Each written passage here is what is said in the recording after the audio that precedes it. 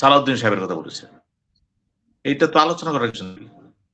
যেহেতু গণভোটটা সংসদের পাশ নির্বাচনে এটা এলাও হয়ে গেছে এবং কেন হচ্ছে 70% পেয়ে গেছে সে। যখন 70% পেয়ে গেলেন নিয়মটা কি? আপনি যদি নির্বাচনে জিতলেন, তার মানে আপনার কর্মসূচি জিতে গেল। অন্যরা জিতবে না। আপনি জিতে গেছেন কিন্তু এখানে অন্যদের যত অভিযোগ থাকে না, দাবি দেওয়া কিচ্ছু হবে না কিন্তু এখানে। এটা মূল কথা। এখন এটা নিয়ে সালাউদ্দিন সাহেব যে কথা বললেন, যেটা হাসিন ভাই বললেন যে, "আমরা কৌশলগত কারণে একমত হয়েছিলাম, এটা আমরা চাই না।" এবং সাহেব বাতিল করে দিয়ে শেষ এবং করবে। এটা অন্য কথা। এখানে জামাতের আমির যে কথাটা বলেছে গুরুত্বপূর্ণ কথা। বলেছে দেখেন ২ টা শপথ নেওয়ার কথা বলা হয়েছিল। সংস্কার কমিশন কমিটির কথা বলা হয়েছিল। বিএনপি সেটা করে নাই। কিন্তু আমাদের স্পিকার সাহেব কিন্তু নির্বাচন কমিশনের যে চিফ উনি কিন্তু ২ টা শপথ দিচ্ছেন। তাহলে সবার আগে বিচার হবে তার। সে কিভাবে দিলেন? উনি কি সংবিধান লঙ্ঘন করেছেন? ১ আবার উনি কেন কিছু লোকদের দিলেন, দিলেন না? কঠিন প্রশ্ন। এই প্রশ্ন কিন্তু একসময় কোর্টে আসবে আইজো কেন? এখন হয়তো অনেক কিছু হবে না। কিন্তু আইন কিন্তু আইনই থাকবে। এখন তিনি কি বলছেন? যেহেতু সংবিধানে ওটা ছিল, ওইটা যদি অবৈধ হয়, এই সংসদের অবৈধ। আমরাও অবৈধ, বিএনপি অবৈধ। এবং তিনি বলেছেন, আমরা কথা বলছি একটার সময় রাস্তায় নামবো। রাস্তায় নামবো আমরা। হয়তো এরকম হতে পারে পরিবেশ পরিস্থিতি যদি একসময় আরো জটিল হয়, যে আমাদের সাথে পদত্যাগ করে দিতে পারে। পদত্যাগ পরে সংকট হতে পারে। একটা ফোর্সই করতেছে, করবে কিনা জানি না। এই ঘনভোট নিয়ে কিন্তু খেলা শুরু হয়ে গেছে কিন্তু। সরকারের না, অপোজিশনের না। তাহলে এটা কি করবে? এখানে আমাদের করার কিছু নাই। সালাউদ্দিন সাহেব যেটা বলেছেন, ওটা তার বক্তব্য। জামাত যেটা বলেছেন তার বক্তব্য। আসিফ ভাইজান বলেন তার বক্তব্য। পাটোয়ারি ভাই বলেন তার বক্তব্য। মেজরিটি পার্টি কি বলতেছে? ওইটাই হচ্ছে মেইন বক্তব্য। কাজে এখানে এগুলি নিয়ে কিন্তু সেগমেন্ট আলোচনা হবে না। এটা গভর্নমেন্টের সাথে সরকারের সাথে রেষারেষি হয়ে যাচ্ছে। মানি তো মানি, মানব তো মানি না। এই প্রসঙ্গে দেখেন আমি কথা বলে নিয়ে আসি। আমরা দেখেছিলাম রাষ্ট্রপতি পদটা গুরুত্বপূর্ণ পদ। আজকে যেহেতু এই ব্যাটা জুলকার নাইন একটা রিপোর্ট করেছে আজকে কিন্তু। এবং তার রিপোর্ট গুলো কিন্তু হালকা হয় না। গভীরে যে ইস্যু করে। সে বলেছে রাষ্ট্রপতি পদত্যাগ করবেন শিগগিরই এবং সেখানে যারা আসার কথা আছে তিনি বিএনপি কেউ না। যে নামটা আলোচনা বেশি হচ্ছে তিনি হচ্ছে বর্তমান মন্ত্রী পরিষদ সচিব। উনার নামটাই চলে আসছে কিন্তু। তাহলে কি হলো দেখেন? হতে পারে, নাও হতে পারে। কিন্তু প্রশ্ন হলো যেই ভুলটা কিন্তু শেখ হাসিনা করেছিল, কারো সাথে আলোচনা না করে তার বোনের পরামর্শে বা এস আলমের পরামর্শে, তাদের পরামর্শে সে হঠাৎ করে নিয়ে আসলে কাকে? শাহাবুদ্দিন সাহেবকে নিয়ে আসলে। স্ট্রেইট ঘরে আগুন লেগে গেল কিন্তু। এখনো যদি জনাব তারেক রহমান মনে করেন যে তার সিদ্ধান্ত এরকম হবে, হতে পারে এটা তার ব্যাপার। কাকে রাষ্ট্রপতি করবেন আগে তার ব্যাপার। এখন তার সাথে কি সমঝোতা হবে তার ব্যাপার। কারণ ভবিষ্যতে যদি রাষ্ট্রপতির ক্ষমতা বেড়ে যায়, যদি বিএনপি পাওয়ার অ্যান্ড ফাংশন এ হাত দেয় সংবিধানে, রাষ্ট্রপতির ক্ষমতা বেড়ে যাবে। সেই ক্ষেত্রে রাষ্ট্রপতির কিছু কর্তৃত্ব চলে আসবে। ওইখানে কাকে বসাবেন? সেই ক্ষেত্রে হতে পারে তার একটা আন্দাজ থাকতে পারে হয়তো তাকে বসলে ভালো হবে না। এখানে কিন্তু তার সিদ্ধান্তটা কিন্তু তার। এখানে আমাদের কিছু বলা যাবে না দাঁড়িয়ে থেকে। এটা হতে পারে। যেহেতু নিউজটা আজকে আসছে দেখলাম, এখানে বলার কিছু নেই আমাদের। তো সবকিছু শেষ কথা হলো, রাষ্ট্র চালাচ্ছে বিএনপি। এখন বিএনপির কাছে বুঝতে হবে কোনটা ভালো কোনটা মন্দ তার ব্যাপার। কারে মন্ত্রী বানাবে, কারে বানাবে না তার ব্যাপার। যেমন রাশেদের ব্যাপারে কথা হলো।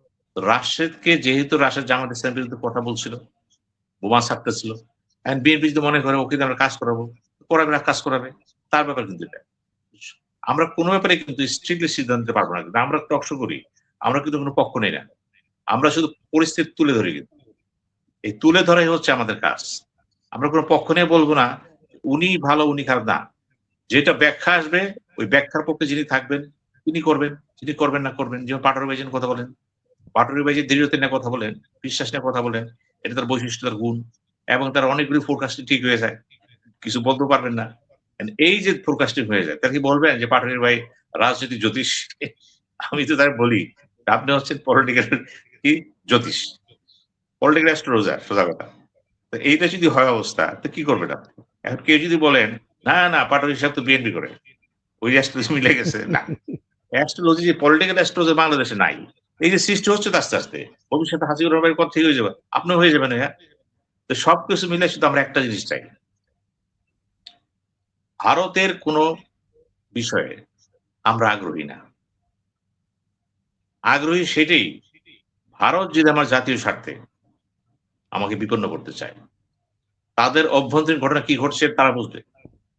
হচ্ছে। কে জেএনজি হবে না আমরা জানি না। এখান থেকে আমরা বলে দিলাম যে হ্যাঁ, আমরা সেন্টিমেন্টের সাথে একমত আছি।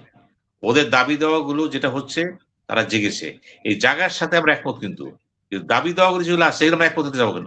ওটা তো ইন্টারনেটের ব্যাপার। ওটা যদি মানতে পারে মানে কারণ আমরা সমর্থন দিয়ে দিলাম। কিন্তু ওরা মিনিমাইজ করে ফেললো। আমরা কি করব? এইজন্য অতি আবেগে কথা বলব না। আমরা মোদিকে পছন্দ করি না বইলা যে তার বিরুদ্ধে যে তাকে সমর্থন করব তা করব কেন আমরা? এটা তো একটা ইন্টারন্যাশনাল মুভ হচ্ছে দেখছেন? এই যে বালান শাহ এখন কিন্তু অনেক কাজ করতেছেন যা সে অতীতে অস্বীকার করতেছে। আজকে দেখেন পত্রিকাগুলো। উনি অনেক কাজ করতেছেন যে অতীতে যা বিশ্বাস করতেন না। কেন করতেছেন? This is called statecraft. রাষ্ট্র প্রশাসন এক জিনিস আর বাইরে থেকে বক্তৃতা এক জিনিস। মিলবে না কিন্তু। রাষ্ট্র চালাতে হবে কিন্তু। ওই হাসিনুর ভাই ব্রিগেডিয়ার জেনারেল উনি যখন কর্নেল বা ছিলেন ওই চেয়ারে বসে একটা, বাইরে এসে বলছে আরেকটা। কারণ ওইটা তো প্রশাসন। ওটা মানতে হবে কিন্তু আপনাদের। আমি এই জন্যই বললাম যে কোনো কিছু স্ট্রিক্টলি নিবেন না। নেওয়া ঠিক হবে না কিন্তু। আমাদের আলোচনা মূল কেন্দ্রবিন্দু শুরু হয়েছে কিন্তু এই ছাত্রদের ঘটনা নিয়ে। আমরাও বলে দিছি এই ঘটনা একটা জায়গায় যেয়ে যদি মোদি মেনে নেয়, মেনে নিলে এটা থেমে যাবে। কারণ মেনে নিলে থামবে না কেন? শেখ হাসিনা মানে নাই। আর যখন মানছে তখন সময় ছিল না। তখন সময় ছিল না। তখন মন্ত্রী দিয়ে কি হবে? সময় পাড়ায় গেলে তো হবে না। কিন্তু মোদি যদি সময় থাকতে কাজ করতে পারে, সে রেজাল্ট পাবে। আমি সেই কথাই বলছি কিন্তু। হ্যাঁ, মোদির পতনটা হবে কিন্তু ভিন্নতর কারণে। কারণ মোদির মতন প্রাইম মিনিস্টার যে দেশে থাকে, সেই দেশে শান্তি আসতে পারে না। বিশেষ করে অন্য মুসলমানদের উপরে যা করছে সে বা অপোজিশনে যা করছে সে, বিকট ব্যাপার। এই পশ্চিমবাংলা যেটা করলো সে ভোট ১ কোটি ভোটার সে বাতিল করে দিল। কি একটা প্রক্রিয়া একটা করে দিল। করতেছে তো সে। এই মোদির কথা বললেন হাসিনুর ভাই, যে শেখ হাসিনা যাই করতেন, করতেন না। ওই যে হেলিকপ্টার থেকে যে গুলি ছাড়ছে, এটা হাসিনা ছাড়ছে? না। তাহলে কে ছাড়ছে? তাহলে হাসিনা লাইটে দিল কেন? আমার কাছে ১ম প্রশ্ন হলো শেখ হাসিনা তার ক্ষমতার জন্য। ভারতের কাছে এতটা সে ছোট হয়ে গেছিল যে বলতে বাধ্য হয়েছে এত দিছিলাম কি পেলাম? এটা তার উক্তি কিন্তু। এখন আওয়ামী লীগের নেতা কর্মীরা যদি বলে, "আপনি কি বলতেছেন?" আরে ভাই এটা তো আপনার নেতাই বলছে। হাসিনাই বলছে এগুলো। অর্থাৎ অসহায়ত্ব সে বলছে পারতেছি না। এইটা বোঝার ব্যাপার আছে তো। কাজে সব ব্যাপারে কিন্তু আমরা এই কথা বলব না। উনি করছে বলে উনি না। আমরা আমাদের মধ্যে সীমাবদ্ধ থাকতে চাই। ভারতের সমস্যা ভারত সমাধান করবে। যেটা যৌক্তিক আমরা বলব yes for the sake of democracy, human rights যেটা পাটোয়ারি ভাই বললেন মানবাধিকার কথা। মানবাধিকার বর্ডার থাকে না। এটা তো বর্ডার ছাড়া। আমরা সেটা বলব। এবং সেভাবেই আমরা দেখব এবং আমরা চাই নেপালের দিকে তাকাই আছি আমরা। নেপালে বালেন শাহ এখন ২-১ টা কাজ করতেছে যা তার অতীতের কর্মকাণ্ডের বিপরীত যাচ্ছে। এটা কেন করতেছে? আমি এখান থেকে বলব না যে তিনি অন্যায় করতেছেন। কারণ উনি ওখানকার সমস্যাটা কি হচ্ছে উনি ভালো জানেন। এইজন্য পররাষ্ট্র নীতি বা অন্য দেশের সঙ্গে কথা বলতে গেলে সবসময় আমাদের খেয়াল রাখতে হবে আবেগ যাতে বেশি না থাকে। আবেগ থাকবে আমার দেশ নিয়ে।